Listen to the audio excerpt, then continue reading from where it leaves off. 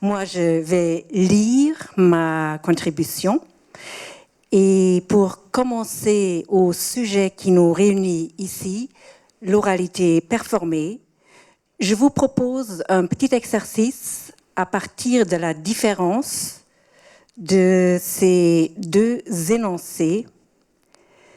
Lire l'oralité performée et dire l'oralité performée. Ou plutôt, lire les deux en silence.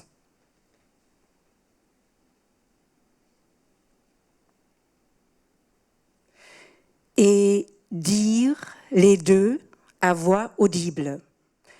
Chacune des personnes réunies ici et maintenant, et peut-être tous à peu près en même temps, et comme cela vous entend, comme vous avez envie de le dire, soit des phrases ou des mots comme ils sont là, soit en les déconstruisant, comme on l'a entendu tout à l'heure, en vidant les mots, peut-être en fragmentant. Alors, je vous propose un petit exercice qui va durer à peu près 20 minutes. Et puis après, vous êtes libérés. Non, vraiment, mais 1 minute, ça serait quand même superbe. Vous êtes prêts, prêtes? D'accord, super. Alors, on y va.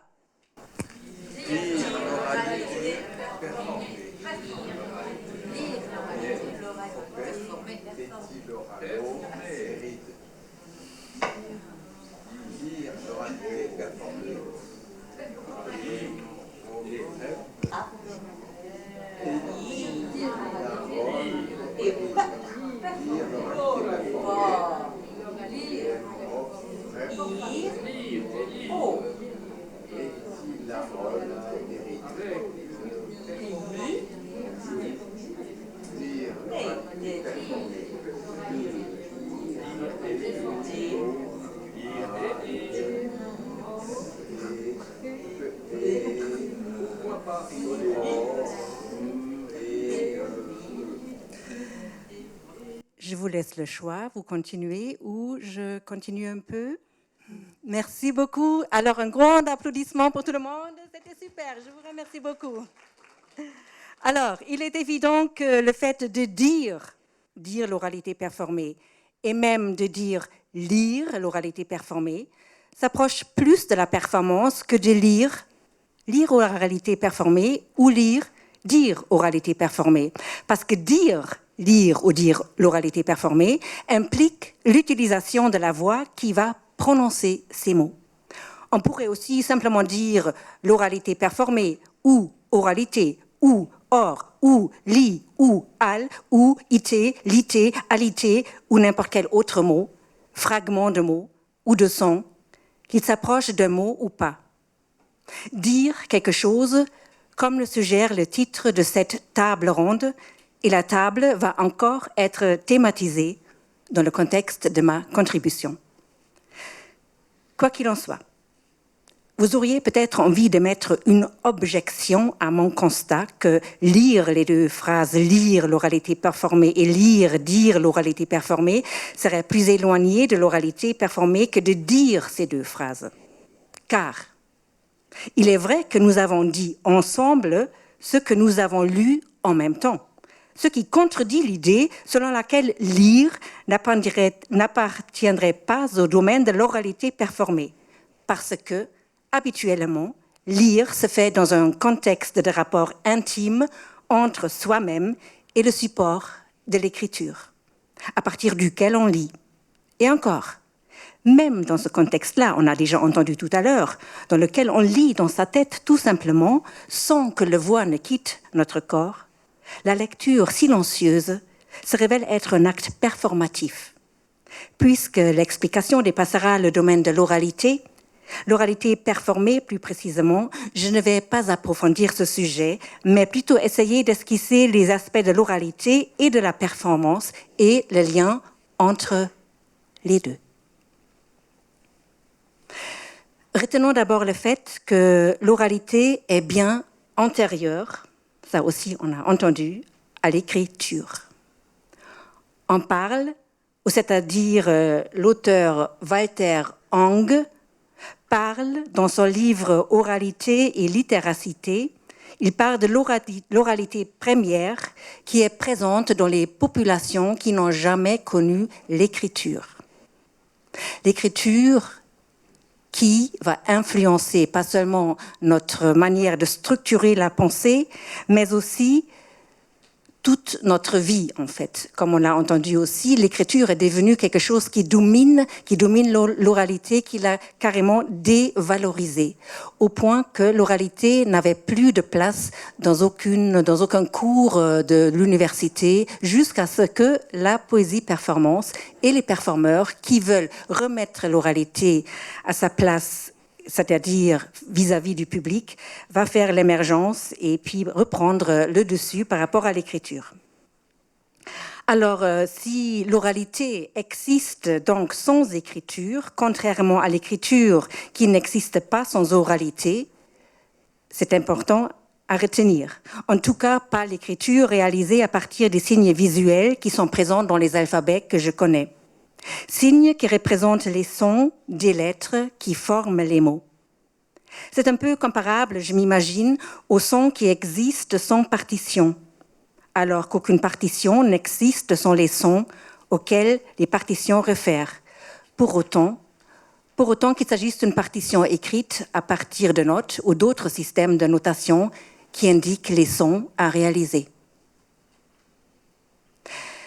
Pour réaliser un son, il faut avoir un instrument, tout le monde le sait. Et cet instrument peut être la voix. Et aucun autre instrument que la voix, et plus précisément la voix humaine, ne peut produire l'oralité.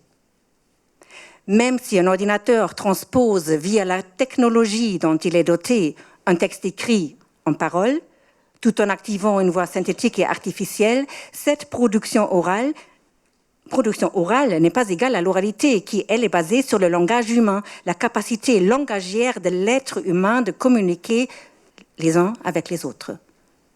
Cela ne protège pas du fait que cette capacité ait pu produire et produit encore des génocides, mais revenons sur l'objet de l'intervention. Pour que l'oralité puisse avoir lieu,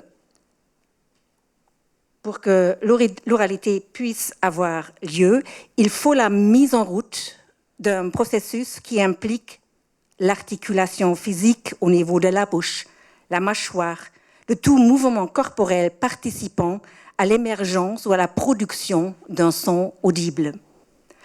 Un son produit à partir de notre corps, du mien, du vôtre, en l'occurrence d'un corps humain justement, et c'est en soi une observation intéressante. Allons-nous dire de n'importe quel son émis par un animal, un chat par exemple ou un perroquet, qu'il fait partie du domaine de l'oralité?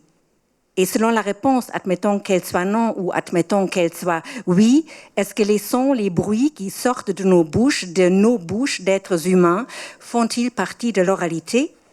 N'étant pas des mots au sens propre, on peut quand même poser cette question. On pourrait être tenté de dire que oui, puisque les sons sont porteurs de signification et communiquent quelque chose, et la communication est une des fonctions inhérentes à tous les langages de n'importe quel être vivant, qu'il utilise des mots ou pas, que ce soit un animal, une personne ou une plante, que ce soit audible à nos oreilles ou pas. Certains de ces langages, avec leurs spécificités propres, font plutôt partie du domaine de l'oral. Le domaine de l'oral englobe plus largement les sons produits par les corps ou par des organismes vivants. La question reste ouverte à savoir si c'est de l'oralité, qui, elle, est bien plus que produire des sons. Elle s'organise autour de la parole vivante. Ce n'est donc pas anodin d'avoir évoqué le perroquet.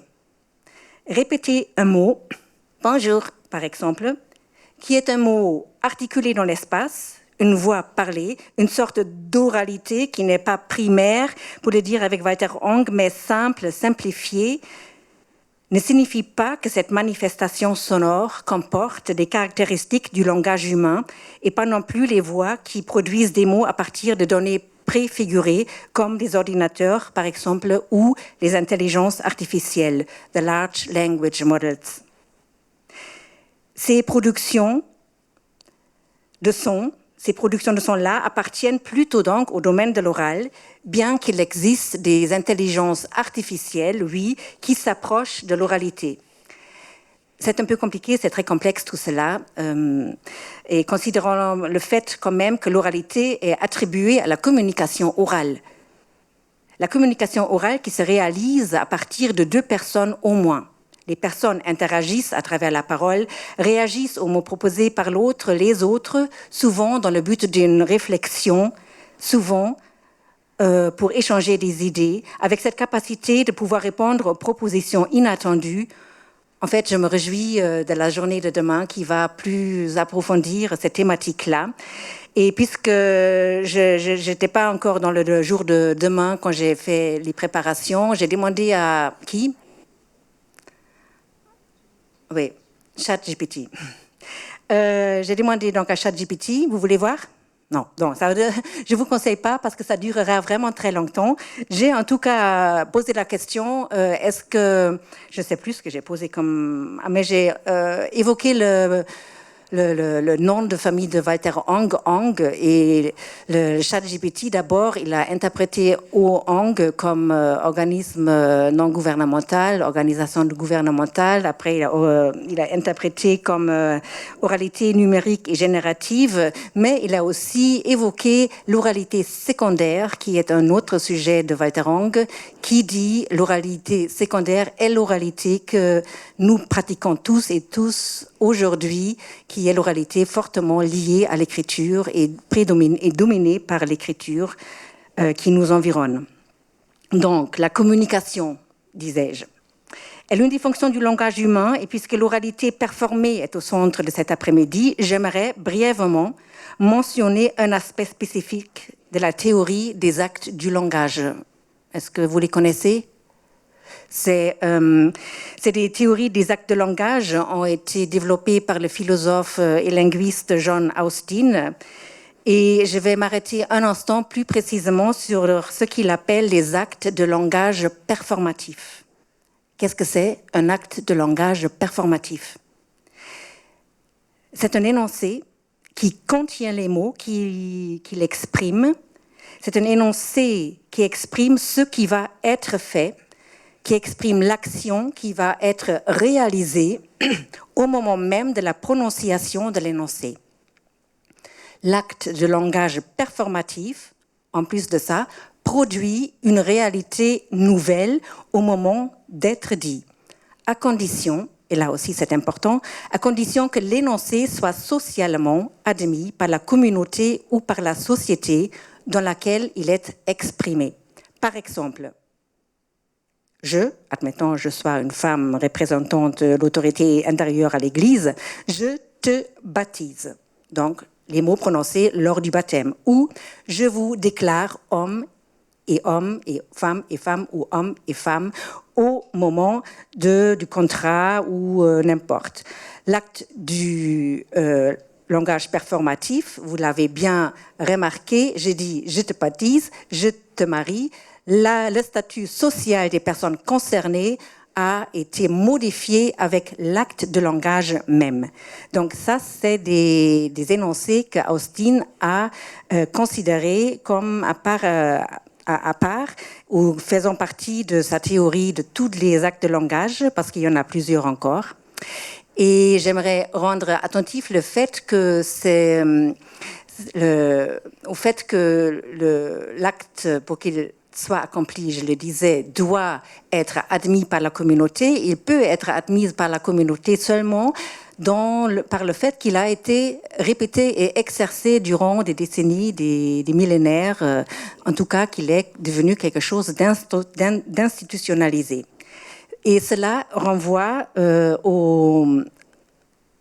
voilà, c'était, si jamais vous voulez encore voir la référence How to do things with words de Austin.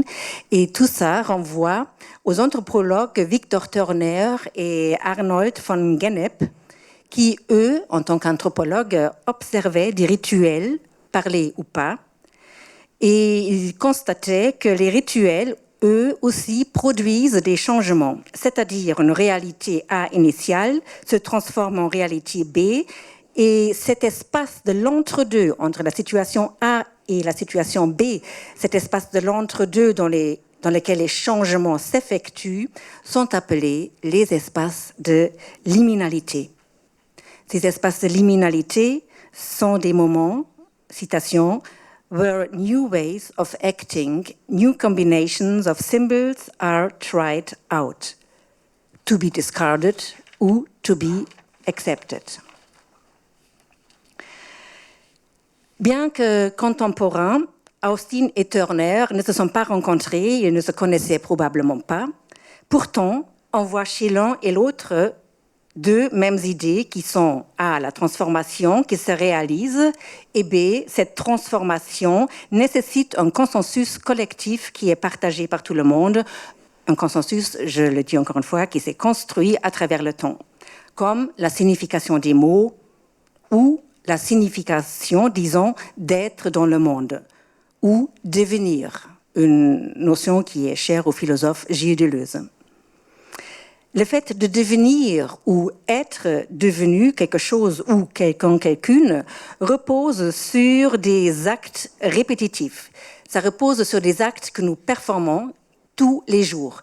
En les performant ou en réalisant tel et tel acte tous les jours en tant qu'homme ou de femme, par exemple, ces actes vont être répétés à travers des générations et ils vont être perçus comme quelque chose de naturel. Donc, ces actes-là que nous répétons sont des actes performatifs et c'est une expression qui a été fondée par la philosophe Judith Butler. Judith Butler, donc, elle parle de ces actes performatifs qui déterminent comme je suis par convention dans le monde. Au sens où l'entend Judith Butler, les actes performatifs forment les idées et représentations que l'on a de quelque chose, d'une personne ou d'un groupe de personnes. Ces observations ont contribué à l'émergence des études genre et donné naissance à son livre culte « Trouble dans le genre ». Le fait d'être homme ou femme ou de se comporter comme tel est déterminé et constitué par ce que l'on performe depuis des millénaires, des manières d'être devenues, des habitudes et des rituels quotidiens qui correspondent donc aux normes sociales, au point que presque tout le monde, je le disais, s'accorde sur le fait qu'il s'agisse de comportements et manifestations naturelles, alors qu'il s'agit de normes sociales imposées.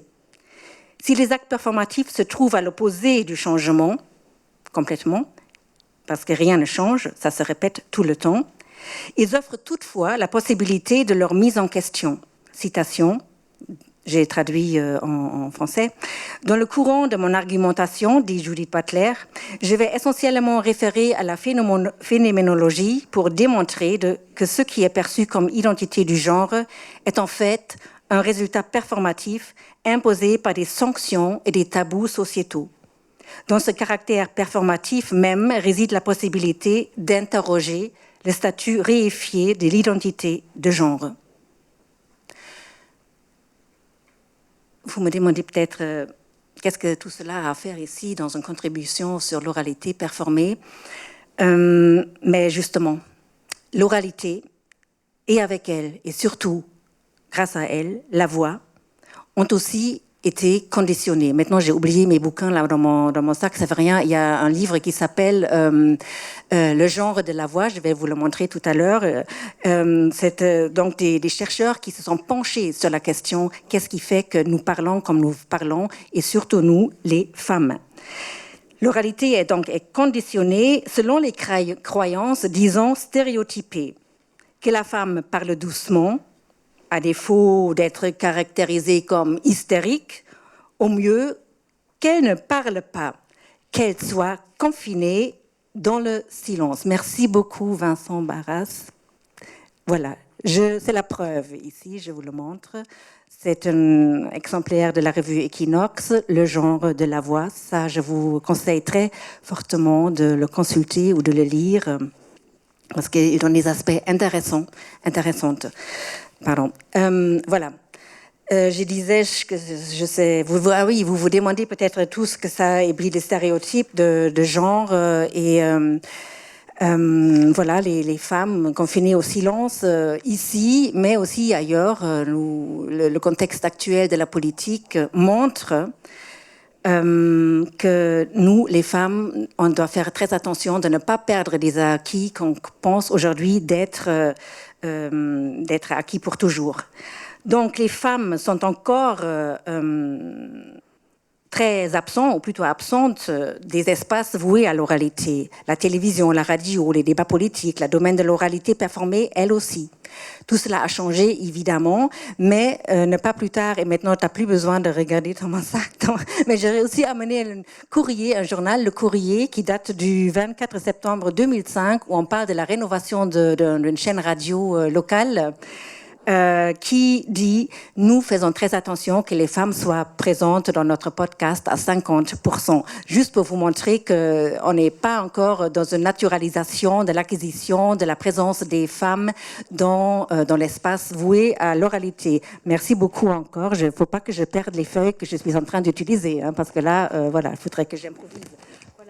Ils disent Radio Vostok, il s'appelle Radio Vostok, lance son programme et là il dit une nouvelle playlist est aussi diffusée sur l'ensemble des programmes depuis lundi.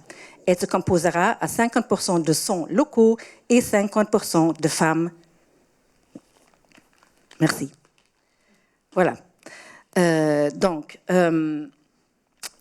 les actes performatifs dévoilent l'impact sociétal sur la codification des comportements au moment où on se soustrait à ces contraintes et aux normes imposées. Ils sont sanctionnés par la société avec un catalogue de punitions, de désapprobation et de rejet. Je ne fais pas maintenant allusion à tous les domaines et toutes les punitions, etc., qui peuvent avoir lieu, mais dans nos contrées aussi, si on pense aux résistances envers certaines communautés, etc. Mais voilà, je reviens au domaine du langage, puisqu'on parle aussi des mots. J'ai encore combien de temps? Une demi-heure. 5 minutes? Bon, d'accord. Alors, je vais rapidement pas du tout dire tout ce que je voulais dire. Il y a un écrivain qui a écrit un livre, Ein Tisch ist ein Tisch. C'est Peter Bixel. Peter Bixel a écrit ce livre, Ein Tisch ist ein Tisch. Et puis, dans Peter Bixel, qu'est-ce qu'il fait? Il va nommer tous les objets différemment de ce qu'on les nomme normalement par rapport au conditionnement. Voilà, il va appeler la table une chaise, la chaise une table, et les adjectifs, il va les mélanger aussi. Et finalement, il va finir dans l'isolement parce que plus personne ne le comprend. Donc, voilà, là, par rapport à tout ça, mais je ne vais pas m'arrêter là-dedans, mais seulement quand Peter Bixel dit une table est une table, non, une table est une chaise, etc., il faut quand même évoquer le signe linguistique développé par Ferdinand de Saussure. Le signe qui se compose de deux facettes, une facette qui est l'image sonore et l'autre facette, c'est l'image mentale, c'est à quoi le son rapporte. Quand je dis table, et cette chaîne sonore table, tout le monde va penser, vous, en tout cas pas le personnage de Peter Bixel, on va penser à une table. Maintenant, on ne sait pas comment elle est la table, mais que tout le monde va se représenter une table, etc. Donc, c'est très intéressant. La suite sonore de table, voilà, et la suite sonore chaise va renvoyer à l'image d'une chaise, et la suite sonore du mot néanmoins va renvoyer à la signification qui est associée au mot néanmoins, néanmoins, néanmoins, néanmoins, néanmoins, néanmoins, néanmoins, néanmoins, néanmoins, néanmoins, néanmoins, néanmoins, néanmoins, néanmoins, néanmoins, néanmoins, néanmoins, un nez en moins, un nez en moins, le nez en moins. Et avec le nez, on est arrivé, malgré nous, à l'écrivain russe Gogol et sa nouvelle Le Nez. Donc, mais c'était pas voulu, c'était Lazare qui m'a amené là-bas. Et cet hasard, il est issu d'une répétition. Et la répétition, elle se trouve dans n'importe quelle chose que vous pouvez dire chez vous, soit seul, soit avec une communauté. Par exemple, je me sens. J'ai dit tout simplement, je me sens. Je me sens, je me sens, je me sens, je me sens, je me sens, je me sens, je me sens, je me sens, mensonge, mensonge, je me sais, je me sens, je me sens, je me sens, je message, message, message, je message, message, message, message, message, je mets ça, je mets ça ou je mets autre chose. Quoi que je mette, c'est ici que se réalise sonorement le message de la phrase connue de Marshall McLuhan, The medium is the message. Message donc. Issu du livre Understanding Media, The Extension of Men, et moi c'est une extension de woman, extension de moi, quoi, et la répétition, le temps passe trop vite, pourquoi je n'ai pas 1 heure? Bon, je fais alors très différemment. Donc, cette répétition renvoie à un autre artiste sonore qui s'appelle Lucier, Alvin Lucier, qui a fait la performance I'm Sitting in the Room. Vous connaissez ça, I'm Sitting in the Room? Donc, oui, vous connaissez, donc je ne vais pas le jouer, mais il va enregistrer dans un espace donné éternellement la même phrase, et puis par les fréquences, tout ça va devenir inaudible, comme ce soir peut-être quand on va tous assister à la lecture Empty Words. Alors, mais que c'est son technologie, c'est la voix. Mais en tout cas, le texte ici exprime quelque chose, et c'est ce qui est génial. J'ai pas encore parlé beaucoup de l'espace liminal, je pense. Ce que je voulais encore dire, oui, voilà, signe linguistique, nanana, le haut et le bas, et le son et le sens. En fait, ce que va faire cet espace liminal, ça veut dire qu'il va détruire les frontières établies.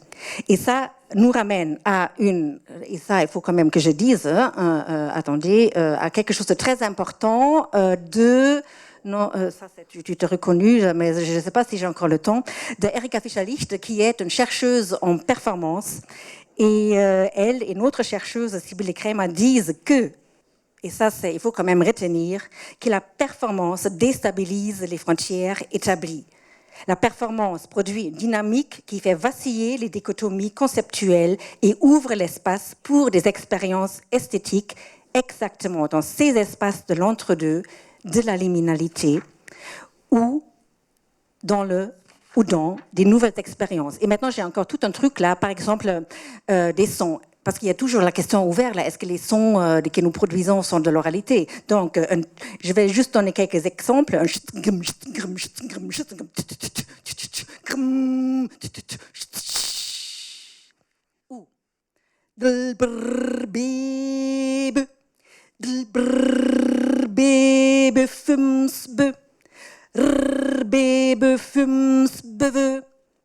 Ou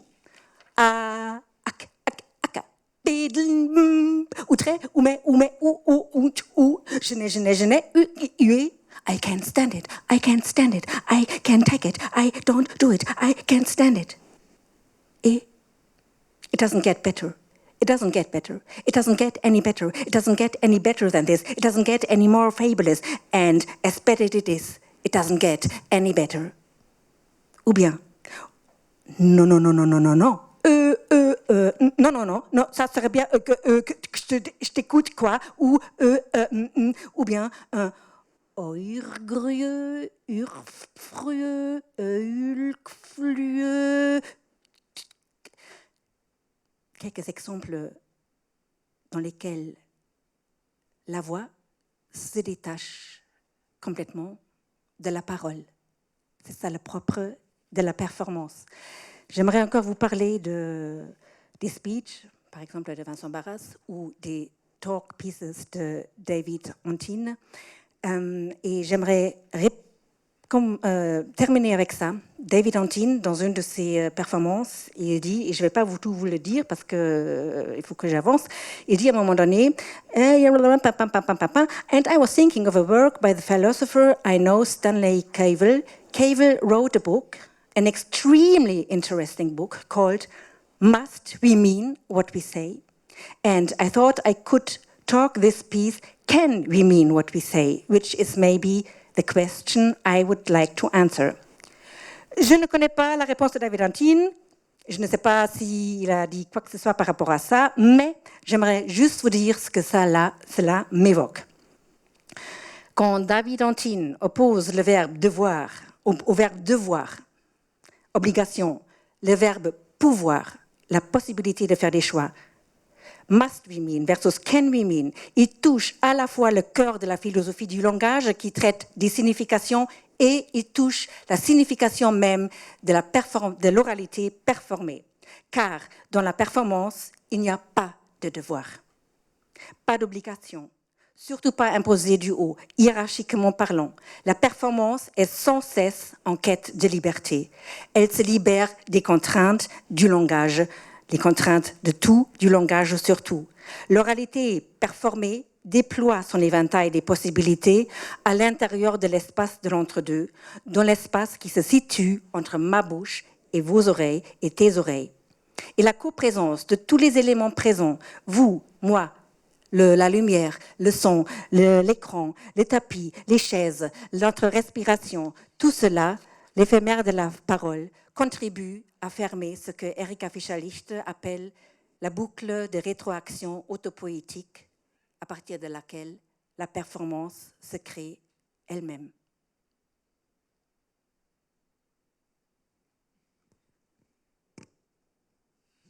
Je vous donne encore un exemple par rapport aux langues.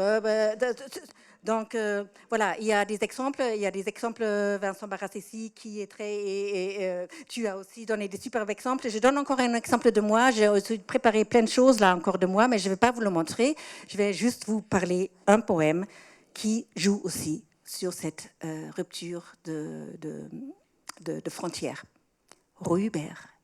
Rüber, Berge, Geste, Geste, gestern Stern. Stern, wortlos angetan, losange, tandem, demain, ainsi, no, si, no, en fugue, genau, Naufrage. Trage die Gedanken, dann kennen wir, ne pas connaître, trébucher.